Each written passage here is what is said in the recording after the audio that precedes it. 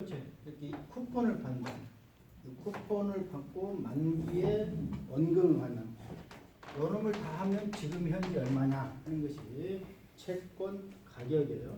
할인채는 중간에 이자가 없습니다. 원금을 받는데 이것은 지금 받으면 얼마냐 하는 것이 할인채입니다. 그걸 구체적으로 이렇게 계산한 것이 여기 뒤에 있는 얘기입니다. 그래서 이 표처의 가격은 자 쿠폰 이자 받고요. 또 쿠폰 받고 여기 점점점입니다. 쿠폰 받고 여기 원금 받고 1년이니까 1 플러스 이자율로 1승으로 나눠주는 거고 2년이니까 1 플러스 아래 2승으로 나누고 그 다음에 여기가 우리 5년이다. 그럼 1 플러스 이자율에 5승으로 나누는 거고 그 다음에 1 플러스 이자율에 5승으로 나눠주는 거. 이런 것을 다 썸을 하면 이 표처의 가격입니다. 그래서 자, 이런 걸 가지고 내가 이제 사례를 한번 봅시다. 사례는 그냥 책에도 있는 얘기입니다. 책에 있는 내용인데 그냥 일반적인. 만일 채권이 1억을 갖고 있습니다. 1억. 액면가라고 그래요. 액면가 1억. 자, 표면 이자율 4%다. 자, 표면 이자율 4%, 액면 이자율 4%, 쿠폰 레이트 4% 다 똑같은 얘기예요. 이렇게 된 현재 시장 금리가 4%. 만기가 3년이다. 그러면은 자 1년, 2년, 3년마다 뭘 받느냐? 4%에 해당되는 400만 원을 받게 돼요. 400만 원. 두 번째도 400만 원, 세 번째도 400만 원. 그리고 세 번째는 1억을 받게 됩니다. 그래서 요놈을 400, 400, 400, 그 다음에 만기 1억인데 실제로는 이렇게 안 받아요. 실제로는 자 1년에 두 번씩. 그러면 얼마씩 받게 됩니까? 200만 원씩 받게 되죠. 200만 원, 200만 원, 200만 원, 200만 원, 200만 원, 200만 원. 현실적으로 200만 원인데 그래서 200만 원씩 해서 이제 1 플러스 0.4에 이제 2분의 1승. 그다음에 여기는 이제 2분의 3승. 그다음에 2승. 이런 식으로 간단 말이죠. 현실적으로. 그런데 요건 이제 여러분이 이해를 돕기 하기 위해서 1년에 이자를 한 번씩 받는 것만 내가 지금 적어 놓은 거예요. 그리고 이걸 계산하면 어떻게 나오냐? 400만 원을 1 플러스 0.04의 1승으로 나누고요. 400만 원 1 더하기 0.04의 2승으로 나누고 1억 400이죠? 1억 400만 원을 1 더하기 0.04의 3승으로 나누게 되면 이때 채권 가격은 정확한 1억이 나와요. 정확한. 만약 집에 가서 해보는데 채권 가격이 1억이 안 나온다. 뭐 어디가 계산이 틀린 거예요. 정확한 1억이 나옵니다. 그러니까 1억짜리 채권을 1억에 사고 있는 거예요. 그래서 그걸 뭐라고 그러냐? 액면 채권이라고 그런다는 거죠. 자, 1억짜리 채권입니다. 1억짜리 채권을 1억에 사고 있는 거예요. 그러면 정확한 그것은 액면이 똑같기 때문에 액면 채권이다. 그 얘기가 여기에 있는 얘기예요. 액면 이자율은 시장 이자율. 자, 여기에 있는 표면 이자율, 액면 이자율 똑같다고 그랬어요. 뭐 말만 틀릴 뿐이지 액면 이자율 다 똑같은 말입니다. 그래서 자, 액면 이자율이 하고 시장이 똑같으면 정확한 액면 가격도로 사는 거예요. 그래서 이것을 액면 채권이다. 액면 채권이라고 얘기를 합니다. 자, 두 번째는 금리가 올랐어요. 금리. 자, 시장 금리가 4%인데 시장 금리가 5% 올랐으면은 이때 채권 가격은 얼마냐 하는 거죠. 자, 분자는 똑같습니다. 400만 원 받는 것은 그다음에 원금 1억 받는 건 똑같은데 분모가 틀리다. 자, 시장 금리가 5%니까 1 더하기 0.05의 1승으로 나누는 거고 1 더하기 0.05의 2승으로 나누는 거고 1 더하기 0.05의 3승으로 나누는 거예요. 그럼 계산을 하게 되면 이제 계산해보면 숫자가 나오겠죠. 그런데 여기서 질문이 뭐냐? 자, 여기가 1억이에요. 자, 여기는 2번 1억. 시장금리 5%가 됐을 때 1억보다 크다 작다? 컸죠. 1억보다 작아요. 뭐 때문에? 분모가 더 커졌죠. 아까는 1.04로 나눴는데 1.05로 나눴다. 그래서 당연히 1억보다 작게 돼 있어요. 그래서 여기 그곳이 어디냐? 그러면 요거 세 번째. 액면 이자율. 액면 이자율은 4%인데 시장 금리가 5%가 되면은 이때는 할인해서 산다는 거예요. 1억에 사는 게 아니고 9,700만 원. 9,600만 원 또는 9,500만 원 이렇게 싸게 사는 거예요. 우리가 투자하는 입장에서는 이게 좋은 거예요. 그래서 채권은 시장 금리가 높을 때 사야 돼요. 그래서 이제 발행하는 회사 입장에서는 정반대죠. 1억짜리를 1억에 파는 게 아니고 1억보다 더 싸게 팔고 있단 말이죠. 발행하는 회사는 손해지만 투자자 입장에서는 더 이익입니다. 그래서 투자자는 이런 채권을 사야 돼요. 그걸 바로 뭐라 그러냐? 할인 채권이라고 얘기한다. 그래서 표면이자율, 양면이자는 변하지 않아요. 만기 때까지 절대 변하지 않는다. 근데 시장금리는 이렇게 변한다. 세 번째, 시장금리가 떨어졌어요. 4%에서 3%로 떨어졌습니다. 그럼 아까 분자는 똑같다고 했어요. 400만 원, 400만 원, 400만 원. 원금 1억. 나누는 게 틀리다고 했죠. 1억에다가 0.03의 1승으로 나누고 1억에다가 0.03의 2승으로 나누고 1억에다가 0.03의 3승으로 나눕니다. 그 3승으로 나누게 되면 이것은 1억보다 더 크다 작다? 여기 1억이니까 1억보다 더 커야 되겠죠? 1억보다. 나눈 숫자가 작아졌단 말이야. 아까는 1 더하기 0.04로 나눴는데 1 더하기 0.03로 나눌 때 1억보다 더 크게 됩니다. 그것이 여기 첫 번째예요. 액면 이자율과 시장 이자율을 비교해서 시장 이자율은 낮아. 그러면 그건 할증 채권이다. 1억짜리를 1억에 사는 게 아니고 1억보다 더 높은 금액 1억 300, 1억 500, 1억 700으로 그래서 내가 1억 700에 샀는데 만기 때는 얼마 받는다고요? 1억을 받는 거예요. 여기는 9,500, 9,600에 내가 샀는데 만기 되면 1억을 받아요. 얘는 1억 500, 1억 300 이런 식으로 사가지고 만기 되면 1억을 받게 돼요. 그 투자자 입장에서는 이것이 더 안 좋고 이것이 좋은 겁니다. 그래서 채권에 투자할 때는 금리가 높을 때 5%에서 4%, 4% 순수 내려가면 채권 가격이 커지는 거예요. 그럼 결론 어떻게 되냐? 금리가 3%에서 4%, 5%로 갈수록 채권 가격이 떨어졌어요. 반대로 5%에서 4%, 3%로 올수록 채권 가격은 올라갔어요. 그게 바로 뭐냐 그러면 여기에 있는 시장 이자율과 채권 가격은 역의 관계다. 반대로 가는 것입니다. 시장 이자율이 올라가게 되면 채권 가격은 떨어진다. 요즘 추세는 어떤 추세? 금리를 내리는 추세다, 올라가는 추세다. 내리는 추세입니다. 지금 세상 관심이 뭐냐? 미국에서 패드에서 12월 달에 금리를 그대로 두겠느냐, 내리겠느냐. 세상 관심이 전부 다 그겁니다. 패드에서 금리를 안 내린다네 그러면 주가가 떨어져요. 패드가 금리를 내리겠다고 그러래 그러면 이제 그러니까 주가가 그냥 올라가고 이게 지금 반복되고 있는 것이 요즘 현상. 그래서 이 금리하고 채권도 이렇게 되지만 주식도 마찬가지. 그래서 이렇게 시장 이자율에 따라서 채권 가격은 이제 오르막 내리막 이제 둘이 역에 반대로 간다. 지금 추세는 금리가 내려가는 추세다 이렇게 되는 거고요. 자, 이런 금리를 이제 늘 보려면 이제 우리나라는 이제 금융투자협회에서 보는데 아까 우리나라의 아까 은행 금리를 은행 금리가 1년에 2.7%, 2년에 2.6%, 3년에 2.5%라고 그런다면 은행들은 뭘 예측하고 있어요? 금리가 올라간다, 내려간다. 향후 전망을 내려간다고 전망을. 금리가 내려가는데 지금 3년짜리를 3% 준다고 은행이 손해를. 그래서 금리가 내려간다고 전망을 하고 있는 거예요. 그럼 왜 그럴까? 이유가 있습니다. 자, 우리나라가 한국이 앞으로 선진국으로 가겠느냐? 아니면 지금보다 못한 더 뒤로 백하는 후진국, 우리가 중진국으로 더 밑으로 태우고 가겠느냐? 올라가겠느냐? 어느 쪽으로 가는 것이 더 우리가 합리적인 판단일까요?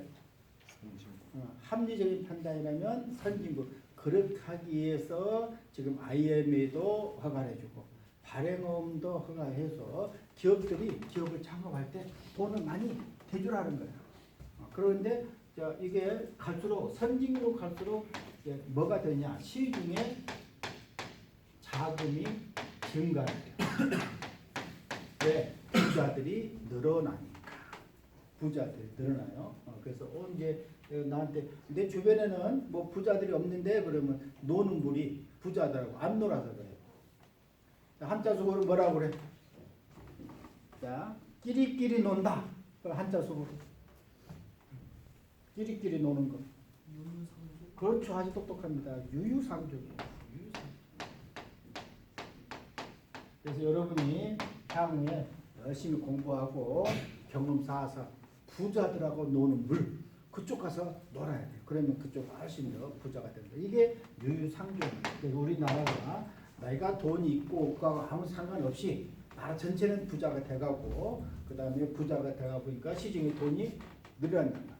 늘어나면 금리는 내려갈 수밖에 없는 거예요. 그래서 지금 현재 은행 같은 데도 굉장히 예금고가 늘어나고 있어요. 그래서 여기에는 시장 이자율과 채권 가격은 역의 관계다. 그래서 이게 말켈의 채권 가격 정리라고 있는데 가장 기본이 채권 가격하고 시장 이자율은 역의 반대로 간다. 시장 금리 떨어지면 채권 가격 올라가고 시장 금리 올라가면 채권 가격은 떨어진다. 한 것이 가장 기본이고요.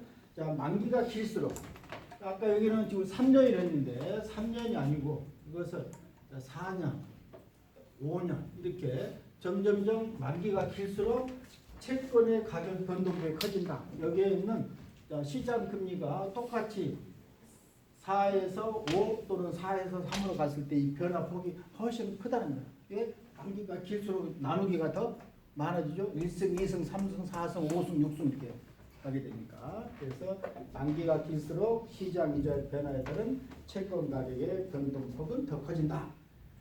그 다음에 이제 세 번째가 뭐냐면 이제 시장 이자율이 떨어졌습니다. 이제 시장 금리가 자, 여기서 지금 4%에서 3%로 떨어지고요. 4%, 5% 올라갔습니다. 그럼 이건 올라갔으니까 이건 가격이 지금 떨어졌다. 이건 뭐냐면 하락폭이고요. 그 다음에 시장 금리가 떨어졌으니까 상승폭이 나와요. 상승폭. 자, 수학적으로는 보게 되면 1%가 올라가고 1%가 떨어졌으니까 상승하고 하락폭이 똑같겠느냐? 아니라는 뜻입니다. 그러니까 수학적으로는 그런 생각을 할지 모르겠지만 왜냐하면 4%에서 5%로 1% 올라가고 4%에서 3% 1% 떨어졌으니까 올라간 폭하고 하락폭이 똑같겠느냐? 아니라는 뜻이에요. 자, 시장 이자율이 하락으로 한 채권 가격의 상승폭 그 다음에 같은 크기니까 똑같은 1%예요. 같은 크기 이자율 상승으로 한 채권 가격 하락폭보다 크다는 뜻입니다. 그러니까 금리가 떨어졌을 때 상승폭이 금리가 올라갔을 때 하락폭보다 더 크다는 뜻입니다. 그래서 그런 것이 이제 채권 가격이 이제 변하는 폭인데 뭐 수학식으로 변하지는 않는다 뜻이고요. 네 번째, 표면 이자율이 낮을수록 이 표면 이자율이 낮다는 뜻은 내가 받는 이자가 작다는 뜻이에요. 이자가 작으면 변화폭이 크다는 뜻입니다. 시장 이자율 변화에 따라서 채권 가격의 변동폭이 크다. 그럼 내가 투자자라고 그러면 어떤 걸 선택해야 되냐? 여기 있는 표면 이자율이 높은 것이 좋겠어? 낮은 것이 좋겠어? 높은 거 좋다. 왜냐하면 그래야 변화폭이 작은 거죠. 여기까지 이론. 현실에 가면 뭐가 있냐? 자, 그래서 이론상은 절대 되는데 현실적으로 보게 되면 우리가 돈을 벌면 뭘 내야 돼? 세금을 내야 돼. 이자 소득세를 납부해요. 저렇게 이론은 저렇게 되어 있는데 현실적으로는 이자 소득세를 납부해요. 현재 우리나라 법은 뭐가 있느냐? 금융소득 종합과세라는 게 있어요. 금융소득 종합과세가 얼마냐? 연간 2천만 원. 2천만 원이 초과되면 다른 소득 있죠? 근로 일해서 받는 거, 사업소득, 뭐 부동산 임대에서 버는 임대소득, 그걸 다 합해. 연간 2천만 원이 넘게 되면 2천만 원 초과 부분은 종합과세한다. 이자 소득세가 얼마냐? 15.4%인데 요 15.4% 동안 내는 게 아니고 2천만 원 넘게 되면 추가로 여기다 붙여가지고 돈을 더 내게 돼요. 그럼 부자들은 이렇게 해당될 가능성이 높죠? 부자들. 그래서 부자들은 어떤 것이 더 좋냐? 자, 아까 이런 것이 좋아요. 표면금리는 낮아. 그 대신 할인채권. 그럼 할인채권이 뭡니까? 1억짜리를 9,500만 원 사가지고 만기 때 1억 받는단 말이죠. 500만 원 더 벌었지만 그건 뭐냐? 매매 차익이에요. 그래서 현재 매매 차익은 세금이 없습니다. 주식도 그렇고 채권도 그렇고. 그래서 이론상으로는 이렇게 표면 이자에 낮을수록 변화가 작으니까 좋은 것처럼 돼 있지만 현실로 가서 이제 책에서는 세금 얘기를 안 합니다. 세금은 각 국가별로 다 틀려요. 미국, 한국 다 틀리기 때문에 책에서는 세금 얘기를 안 하는 거예요. 그래서 세금이 없으면 저 말이 맞는데 세금이 있기 때문에 한국 같은 경우는 금융소득 종합과세인데 여기가 금융소득이니까 은행의 이자, 채권 이자, 그다음에 배당금 이렇게 그냥 다 합해갖고 2천만 원 넘으면 그래서 지금 정부에서 나온 게 뭐냐? 우리나라 주식을 올리려고 배당소득세를 어떻게 한다? 배당소득세를 분리과세다. 그러니까 최초의 초안은 2027년, 2026년을 해가지고 27년 배당금 받는 것부터 초안인데 책에서 신문에 나온 것은 보니까 2026년부터 내년 2월이나 3월부터 배당금 받는 것이 분리과세인데 최초의 초안은 정부 초안은 35% 맥스예요. 내가 배당금을 아무리 많이 받더라도 맥스가 초안은 35%, 지금은 25%로 이렇게 여당 야당 전부 다 거의 합일치가 돼 있습니다. 그래서 아마 이제 국회가 지금 돌아가니까 하지만 12월까지는 통과 가능성이 내 추측에 99.9%. 그러면 이제 뭐가 빠져요? 배당금은 받게 되죠. 그러면 이제 은행에 예금하고 이제 채권만 여기에 들어가니까 이제 돈 있는 사람들은 상대적으로 세금 부담은 더 작아진다 하는 겁니다. 그래서 이것은 우리가 이론상으로 이렇게 돼 있어요. 그래서 어디 가서 여러분 시험을 보게 되면 이렇게 얘기를 해야 됩니다. 여기까지 제가 얘기한 건 현실적인 것은 세금에 관한 건데 어디 가서 시험을 보게 되면 이렇게 재무나 투자나 금융에 관해서 그런 자격증 시험 보면 이렇게 얘기를 해야 돼요. 책에서 배운 것은 이론, 칠판에 적는 것은 현실적인 거. 자, 채권 수익률을 어떻게 이제 하냐? 그 수익률이 뭐냐죠? 채권 수익률은 내가 채권을 투자해서 얼마나 돈을 벌었느냐 하는 것이 채권 수익률이에요. 그래서 은행의 예금 이자하고 유사한 개념입니다. 내가 돈을 얼마 벌었냐는 건데 이때 쓰는 용어가 세 가지가 있어요. 만기 수익률이고 단순 수익률이고 실현 수익률인데 만기 수익률이 뭐냐? 자, 수익률은 영어로 yield라고 표현합니다. yield to maturity. 그래서 만기까지 내가 보유했을 때의 수익률이 얼마냐 하는 것이 만기 수익률이고 어디 가서 얘기할 때는 영어로 얘기해야 됩니다. YTM이다. 얘기할 때는 만기 수익률이라고 얘기 안 해요. 만기 수익률이라고 쓰고 읽기는 뭐라고 읽는다고요? YTM이라고 읽는다. 그래야지 공부한 표시가 난다는 뜻이에요. 뭐 굳이 일도도 멋질까 필요가 없고 YTM 그럼 다 알아먹어요. YTM 뭐냐? 지금 내가 채권을 사가지고 만기까지 보유해요. 만기까지 보유했을 때 투자자가 얻을 수 있는 수익률이다. 우리가 보통 수익률 그러면 다 연평균이에요. 은행에 가서 아까 예금 2.7%다가 매년 2.7% 얻는 거예요.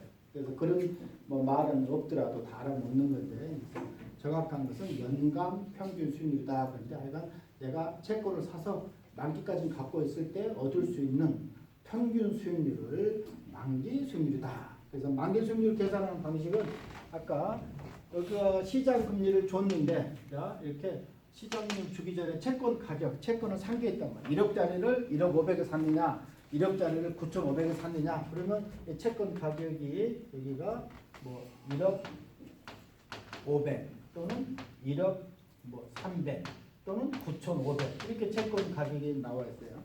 내가 1억짜리를 얼마에 샀느냐. 쿠폰은 정해져 있단 말이죠. 그랬을 때 요것을 구하는 거예요. 뭐 구하기 어려운 건 아닙니다. 왜? 컴퓨터에 적어놓고 계산하면 쭉 나옵니다. 그래서 내가 채권을 1억 500에 샀다. 그러면 R이 낮을 거고요. 만약 9,500에 샀다면 R이 높을 거고. 그렇게 해서 계산을 컴퓨터로 노트북으로 얼마든지 할 수 있어요. 그래서 여기서 계산하는 것은 만기 수익률을 계산하는 게 중요한 게 아니고 계산은 노트북 집어넣고 엑셀을 하면은 다 그냥 금방 계산이 되니까 중요한 것은 개념입니다. 그래서 그 계산하는 방식을 이렇게 한다는 거예요. 채권의 시장 가격, 여기 시장 가격이죠. 채권을 소유했을 때 미래현금으로, 미래현금이 쿠폰, 액면가예요. 이것을 현재 가치, 이것이 1 플러스 이자로 나눠졌기 때문에 현재 가치라고 하죠. 이게 앞으로 벌어들일 수 있는 이 현재 가치, 저거 현재 가치, 현재 가치를 써만 것하고 이 채권 가격하고 일치하는 이 R이 얼마냐 하는 것이 만기 수익이다 이런 뜻입니다. 그래서 뭐 계산하는 것은 노트북 어렵지 않고 개념이 만기까지 내가 채권을 보유했을 때 얻을 수익률이 중요하다. 뭐 때문에 그러냐? 주식은 언제든지 사고 팔 수가 있어요. 채권은 언제든 사고 팔고가 이론상으로는 되는데 현실로는 되지 않아요. 살 때는 얼마나 살 수 있어요.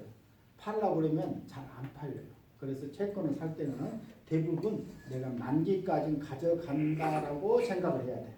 중간에 팔 수 있는데 팔려면 싸게 팔아야 돼요.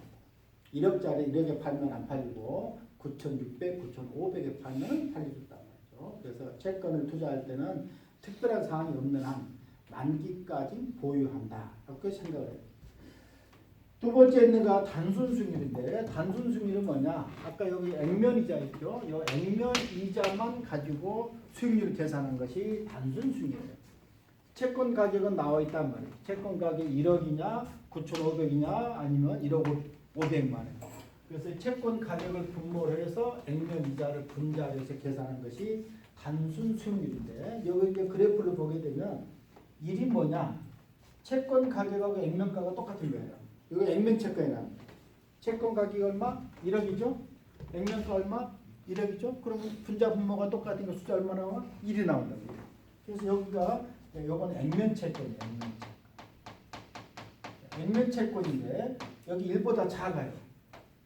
자, 1보다 작다는 뜻은 여기가 채권 가격이 더 작다는 뜻이죠. 채권 가격이 1보다 작으니까 똑같이 1분의 1인데 채권 가격이 낮으면 1보다 작단 말이죠. 1보다 작다는 뜻이 뭐냐? 그러면 요거란 말이에요. 채권 가격이 1보다 작아요. 그러니까 이쪽은 할인채죠. 이쪽은 할인채. 할인채 수익률은 단순 수익률보다 더 높죠. 이 폭이죠. 이만큼 높은 거예요. 할인채는. 이쪽은 더 크죠. 1보다 크니까 이게 뭐냐? 이게 할증 채권이라고 해요. 할증 채권. 1보다 크니까 채권 가격이 분모가 액면가고 분자가 채권 가격인데 채권 가격이 1억보다 크단 말이죠. 숫자가 1보다 크게 나오겠죠. 그래서 이런 것은 수익률이 이렇게 나옵니다. 그래서 결론은 뭐냐? 단순 수익률보다는 이렇게 만기 수익률로 하는 것이 더 정확하다는 뜻이에요. 그래서 단순은 이자만 그렇게 나오는데 내가 할인 채권을 사니까 더 높은 수익률을 나오게 되는 거고요. 그 다음 할증 채권 하면 더 낮은 수익률이 나와요. 그러니까 결론은 뭐냐? 할증 채권 하면은 여기 단순 수익률보다 더 수익률이 더 낮다. 할인 채권을 사게 되면 더 높다. 그렇게. 왜냐하면 더 싸게 샀으니까. 1억보다 더 싸게 샀죠? 1억보다 더 비싸게 샀죠? 그래서 그렇게 나오고. 액면이자가 채권 가격 차지하는 비율로 계산한 거다. 그래서 이것은 만기시 자본이득, 만기했을 때 자본이득이라 내가 캐피탈 게인 더 싸게 샀느냐 아니면 비싸게 샀느냐 이런 것을 생각하지 않는다. 중간에 재투자 수익 이런 400만 원씩을 받게 되면 이런 400만 원을 다시 투자하는데 그런 것을 고려하지 않고 오직 액면이자 수익만을 판단할 수 있다. 그래서 이제 여기 두 개를 단순 수익률을 놓고 보게 되면 단순 수익률은 그렇게 합리적이지 않다 하는 것을 지금 얘기를 하고 있는 거고요. 그 다음에 있는 것이 뭐냐 그러면 이제 실현 수익률입니다. 실현 수익률은 일정 투자인데 중간에 내가 만기까지 가져간다 그러면은 이 YTM이 맞는 거고요. 중간에 내가 판단 말이에요. 채권을. 팔게 되면 채권을 팔았을 때 채권 가격이 있는 거죠. 팔았을 때. 그 다음에 내가 채권을 3년짜리인데 중간에 2년에 팔았어요. 그럼 이 판 가격이 나올 거란 말이죠. 그 다음에 중간에 이자 받았죠? 이자 이렇게. 그래서 중간에 받은 액면이자 받은 거. 그래서 이 액면이자 두 개를 집어넣는 것이 실현총 수익이에요. 분모는 채권의 매입가격. 이놈을 가지고 루트를 씌운 이유는 복리를 계산하기 때문에 루트를 씌워서 2년이면 2루트로 하면 되고요. 3년이면 3루트로 하게 돼서 해갖고 백 1을 해주게 되면 실현 수익률이 나온다. 그래서 이것은 이제 중간에 팔았을 때 얼마나 수익을 냈느냐 이것은 일정 투자 기간이에요. 뭐 투자 시점부터 투자 종료일까지. 그러니까 뭐 내가 사가지고 팔 때까지. 채권을 사서 채권을 팔을 때까지 실현한 총 수익의 가치. 그것이 채권의 매입 가격에서 차지하는 비율에서 연복리 방식이다. 그 중간에 팔 때는 이렇게 해야 돼요. 앞에 있는 계산의 방식을 했을 때 내가 채권을 사서 만기까지 가져갈 때는 YTM. 그러니까 단순 수익률은 별로 의미가 없고 그 채권을 중간에 팔았다. 그럼 얼마나 내가 중간에 팔았는데 내가 수익률을 냈느냐. 그럴 때는 이런 실현 수익률을 가지고 한다. 이것도 뭐 공식이 뭐 이렇게 어려운 것 같지만 엑셀 넣으면 어렵지 않습니다. 엑셀에다 루트 집어넣으면 루트 세워놓으면 금방 계산돼요. 뭐만 내가 채권을 팔았을 때 가격이 얼마냐. 그동안에 채권 이자를 받았는데 그 받은 것이 지금 얼마 정도 되느냐. 그것만 집어넣어가지고 채권 매입했을 때 가격을 해서 루트 씌워서 1년이면 1루트, 2년이면 2루트, 뭐 3년이면 3루트고 이렇게 하면 금방 나올 수 있어요. 이런 것을 실현수익이라고 한다. 그래서 세 가지는 뭐냐 그러면 이렇게 이제 채권에 대해서 수익률, 채권의 수익률을 어떻게 평가하느냐. YTM 또는 단순 수익률, 실현 수익이다. 그리고 자, 세 번째 있는 것이 채권 수익률의 기간 구조 이런 거. 뭐가 기간 구조냐? 자, 여기가 채권 기간이 이렇게 좀 가고 있어요. 1년에서 2년, 3년, 4년, 5년, 6년에 갔을 때 수익률이 어떻게 되냐는 거죠. 그것을 채권 수익률의 기간 구조라고 합니다. 채권의 수익률하고 만기 관계를 설명한 거다 하는 것이 기간 구조인데 이것도 현실적으로 한번 들어가 봅시다. 자, 채권에 대해서 금리를 보려면 어디 들어가야 되냐 그러면 금융투자협회를 들어가요. 금융투자협회.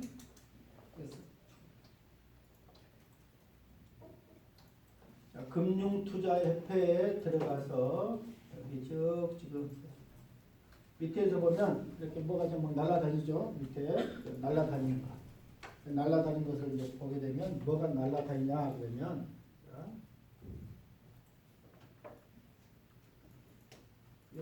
좀 한 칸만 더 가요. 자, 여기 지금 나온 것이 아직도 안 나왔네. 요거. 자, 채권정보센터. 금리는 전부 다 채권정보센터에 있습니다. 채권정보센터. 그래서 여기다 누르게 되면 자, 채권정보센터. 여기 최종 호가 수익률이라고 있어요. 이 최종 호가 수익률이 오늘의 금리인데 자, 요건 오늘 지금 장이 안 끝났으니까 5가 없는 거고 어제 걸 한번 보자고요. 자, 이렇게 들어가게 되면 자, 금리가 한번 봅시다. 자, 1년짜리는 2.457이고요. 그 다음에 2년짜리는 2.734, 3년은 2.895, 5년은 3.08, 10년은 3.25 이렇게 쭉 가면서 점점 금리가 올라가고 있어요. 기간이 길수록 금리가 올라가고 있죠. 그 다음에 중요해요. 자, 10년에서 20년 되니까 금리가 올라간 게 아니고 금리가 떨어지고 있어요. 20년에서 30년 되니까 금리가 더 떨어지고요. 30년에서 50년 되니까 금리가 더 떨어지고 있어요. 그 결론은 뭐냐? 아까 얘기한 것처럼 지금 당장에는 금리가 기간이 길수가지만 먼 훗날에 우리나라의 금리가 지금보다는 더 낮아질 거야. 이렇게 이런 채권을 산단 말이죠. 금리가 올라간다고 했을 때 이런 채권을 사면 손해예요. 30년, 50년짜리를 사게 된다. 금리가 내려간다고 그러면 엄청 잘 사는 거예요. 그럼 누가 이런 것을 하냐? 그러면 장기 채권을 사는 데가 국민연금, 그 다음에 생보험, 생명보험을 말하는 겁니다. 국민연금은 우리가 나이가 요즘은 막 100살 사는 사람들이 많단 말이에요. 그 다음에 생명보험사도 마찬가지예요. 그러니까 그런 데는 채권을 장기 채권을 사는 겁니다. 그래서 국민연금이나 생명보험회사에 자산운용한 사람들은 굉장히 또 똑똑하고 훌륭한 사람들이에요. 그런 사람들이 저렇게 예측해서 사고 있다는 거고요. 자, 일드 커브를 한번 보기 위해서 보면, 자, 국고채 3년, 5년, 10년, 20년, 30년, 50년 해가지고 이렇게 보면 이런 것을 일드 커브라고 해요. 자, 겁니다. 국고채 3년, 5년, 10년, 20년, 30년, 50년이죠. 그래서 쭉 지금 그래프가 나와 있습니다. 그래서 그래프가 이렇게 폭이 벌어지긴 하고 중간에 딱 붙어 있기도 하고 요즘은 조금 더 벌어져 있죠. 근데 이렇게 금리가 자 50년이 오히려 더 높은 게 아니고 50년이 더 낮다는 거죠. 이렇게 그래서 여기 보게 되면 50년을 보게 되면 뭐 지금만 그런 게 아니고 여기 전부 다 50년짜리인데 자 여기 50년, 30년, 20년 이런 식으로 그래서 이런 것을 일드 커브다라고 얘기를 하는 거예요. 일드 커브. 채권 수익률하고 만기 관계를 설명하는 것을 채권 수익률의 기간 구조고 그런 수익률을 쭉 그래프로 그려놓은 것을 수익률 곡선이다. 영어로는 yield curve다. 자, 한국말로 쓰기는 수익률 곡선이라 써놓고 읽기는 뭐라고 읽는다고요? yield curve라고 읽는다. 어디 가서 대화를 할 때는 수익률 곡선이 어떻습니까? 그러니까 만드는 거예요. 대화를 할 때는 yield curve가 어떠냐 이렇게 그럼 이 친구 채권 공부했구만 이렇게 상대방이 생각을 한다는 거죠. 그래서 이런 채권 수익률 기간 구조를 설명하는 이론이 몇 가지가 있냐 그러면 이렇게 세 가지가 있습니다. 기대 이론과 유동성 선호 이론과 시장 분할 이론. 그래서 채권 이론에서는 굉장히 중요한 이론입니다. 뭐 자격증 시험에 단골로 나오는 거예요. 그러니까 금융의 자격증, 뭐 투자의 자격증, 이런 재무의 자격증에서는 당연히 채권이 나오고 채권이 나온다 그러면 채권의 이론에 가장 단골 손익으로 나와요. 그래서 채권 수익률이 여기 여러 것이 일드 커브가 되겠죠. 기간이 길수록 커지는 것이. 첫 번째 기대 이론이 뭐냐? 자, 채권 수익률의 기간 구조가 미래 이자에 대해서 투자자들의 평균적인 기대를 반영한다. 아까 국민연금이나 생명보험회사의 그 투자자, 펀드 매니저죠. 채권 펀드 매니저들이 앞으로 미래를 어떻게 전망하느냐? 그 사람들이 금리가 앞으로 20년, 30년, 50년 뒤에는 떨어지겠구나. 이렇게 하니까 저 밑으로 갈수록 금리가 더 내려가 있습니다. 그래서 이렇게 기대율은 뭐냐? 앞으로 이자율이 떨어질 거야 라고 생각이 되면 기간이죠. 기간이 길면 길수록 오히려 금리가 내려가요. 아까 우리나라 같은 경우는 지금 10년까지는 올라가 있죠. 근데 10년이 지난 20년, 30년, 50년은 내려가고 있습니다. 그래서 뜻이 무슨 뜻이냐 그러면 자, 만기까지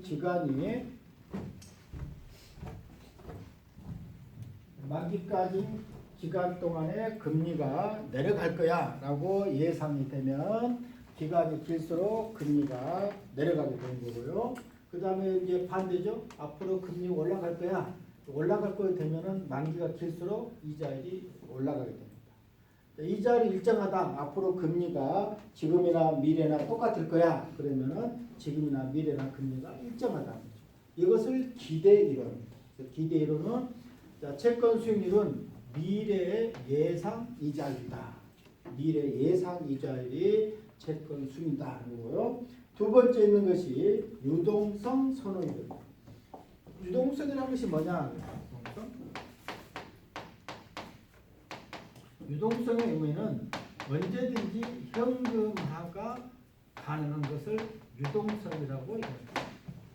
만일 만기가 1년짜리다. 그러면 1년만 지나면 현금화가 되죠? 근데 만기가 예를 들면 10년이다. 10년 지나고 5년 지났다 칩시다. 5년 후에 현금화를 시키려면 쉬울까 어려울까? 어려워요. 5년이나 남았겠죠. 만약 10년이 아니고 30년짜리다. 30년짜리가 10년이 지났어요. 10년이 지나도 앞으로 남아있는 것이 20년이 남아있어요. 20년. 그 투자자들은 20년이 잔존만기, 그 잔존만기라고 남아있는 거죠. 그러면 그래서 투자자들은 뭘 선호하느냐? 만기 짧은 것을 선호한다. 1년 뒤에 요즘처럼 주식이 잘 오르는데 주식을 1년 뒤에 딱 사갖고 할 텐데 채권을 갖다 놓으면 꼼짝없이 잠긴다는 거예요. 그래서 이렇게 사람들은 1년 후에 필요. 그러니까 이렇게 그래서 개념이 뭐냐? 1년짜리, 10년짜리, 30년짜리 갈수록 유동화가 어렵단 말이에요. 그래서 그만큼 프리미엄을 더 내놓으라 하는 것이 유동성 프리미엄이에요. 투자자들은 단기 채권을 더 선호하기 때문에 장기 채권을 투자할 때는 미래 예상 이자율, 미래 예상 이자율 말고 플러스 유동성 프리미엄을 내놓으라. 그 추가적인 프리미엄인데 그게 유동성.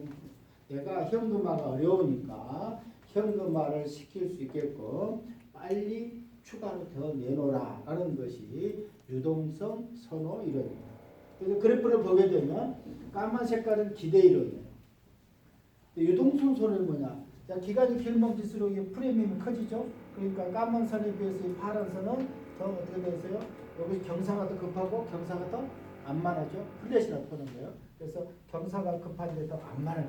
그러니까 금리가 미래로 갈수록 내려가는데 완만하게 내려간다 뜻이고, 금리가 지금하고 비슷할 거야. 비슷하는데 유동성 프리미엄이 있으니까 기간이 길수록 이렇게 금리가 또 올라가게 돼 있고, 앞으로 금리 올라갈 거야. 그러면 유동성 프리미엄 요거 때문에 더 경사가 급하게, 그러니까 더 폭이 더 크게 올라간다. 유동성 프리미엄. 유동성 프리미엄은 기간이 길수록 유동성 프리미엄이 크다라는 것은 그건 맞는 얘기고, 그것이 유동성 선호 이론이라고 얘기합니다. 자, 세 번째 이론이 뭐냐 그러면 시장 분할 이론인데, 시장 분할 이론은 뭐냐 그러면 시장을 나누는 거예요. 어떻게 나누느냐? 이렇게 단기고요, 여기가 중기고, 여기가 장기 채권이죠. 뭐 어떻게 단기, 중기, 장기를 나누냐? 법에는 없습니다. 근데 일반적으로 나누는 것은 단기는 3년 이하, 중기는 5년부터 한 7년, 장기는 뭐 10년 이상, 이렇게 일반적으로 얘기를 하는 거지. 뭐 법에 어떻게 나누라 그런 건 없어요. 사람 따라 틀리기 때문에 일반적으로 다 뜻이에요. 이 선이 무슨 선이에요? 경제학 배운 사람들 무슨 선? 수요곡선, 공급곡선, 수요곡선, 공급곡선, 수요곡선, 공급곡선. 그래서 단기 채권 시장과 장기 채권 시장에서 수요와 공급 곡선이 만나는 곳에서 이자율이 결정됩니다. 수요와 공급이 만나는 곳에서 이자율이 결정되고, 수요와 공급이 만나는 곳에서 이자율이 결정된다. 그래서 단기, 중기, 장기. 현실적으로 그러냐? 현실적으로 그러냐? 아까 말한 장기는 누가 들어오느냐? 장기는 연기금, 연금하고 기금. 이런 데는 길게 운영해야 돼요. 그 다음에 있는 것이 생명보험사. 이런 데가 장기에 들어옵니다. 단기는 누구냐? 단기는 은행. 아까 은행은 기껏해 1년짜리 정기예금이요. 그 다음에 이제 보험회사 중에서요, 손해보험회사가 있어요. 오늘 또 텔레비전 보면 아침에 뉴스 중에서 조금 안타까운 일 봤어, 안 봤어? 안타까운 거. 홍콩은 뭐가 유명해? 고층 빌딩이 유명해. 고층 빌딩. 뭐가 났다고? 불이 나서 불이 몇 개? 8개인가 아파트 동인데 그 중에 7개가 불이 난 거예요. 그러니까 불이 한 군데 났는데 옆으로 퍼져가지고 텔레비전 뉴스 보면 영화에서 보는 재난 우리 영화 있죠? 그거 똑같이 해서 아마 추정인데 몇백 명이 죽었어요. 왜냐면은 그 실종자가 뭐 300 몇십 명, 그러면 실종자 300 몇십 명이 살았겠어, 죽었겠어? 살았으면 이미 핸드폰 연락갔겠죠? 죽었다고 봐야 되죠. 그런데 텔레비전 보니까 그냥 뻘가니 시뻘겋게 올라간다. 그래서 그런데 다 뭐가 있느냐? 다 보험을 가입해요. 어떤 회사? 손해보험회사. 다 1년짜리예요. 자동차하고 1년짜리고 그래서 아마 이제 거기에 홍콩이 어떤 손해 보면서 하는지 모르지만 상당히 이제 타격이 주게 될 겁니다. 그래서 이제 그걸 보면서 나도 때는 걸 하나 그러면 고층 아파트에 사는 것이 비유는 좋다고 하는데 내 잘못이 아니에요. 내 잘못이 누군가 잘못해갖고 불이 나면 높으면 높을수록 어떻게 돼? 위험이 더 크죠. 땅바닥에 내려오는 시간이 많이 걸려요. 63빌딩에서 40층에서 있으면서 한 달에 한 번씩 훈련합니다. 40층에서 1층까지 그저 비상계단 있죠? 비상계단 타고 막 뛰어내려가면 한 5분 걸려요. 5분 동안 숨 쉬어야 돼, 안 쉬어야 돼? 쉬어야 됩니다. 마스크가 방독 마스크가 없이 내려가서 5분 동안에 숨을 쉬어야 되는데 연기 마시면 죽는 거예요. 그래서 그런 훈련을 한 달에 한 번씩 하는데 그것도 안 하면은 또 뭔가 우왕좌왕하니까 하지만은 40층에서 저 밑에까지. 그럼 20층은 얼마 걸릴까요? 40층에서 한 5분 걸리면은 20층은 2분 걸려요. 2분. 또 빨리 내려올 수가 있으니까. 2분만 숨을 참으면 되죠. 그러면 이제 덜 하겠죠. 그래서 그런 걸 보면서 고층 아파트 사는 것이 상당히 앞으로 점점 조금 위험은 있지 않느냐 그런 홍콩을 보고 생각한 겁니다. 그래서 은행이나 손해보험 같은 여기서 채권을 사고 팔고요. 자, 연기금이나 생명보험사는 장기 시장에서 채권 사고 팔고 중기 시장은 가끔 넘어 들어와요. 서로 간에. 이렇게 하는 것이 현실적으로 맞습니다. 그래서 이론상으로는 앞에서 이렇게 기대 이론, 미래가 금리가 떨어질 거야, 올라갈 거야.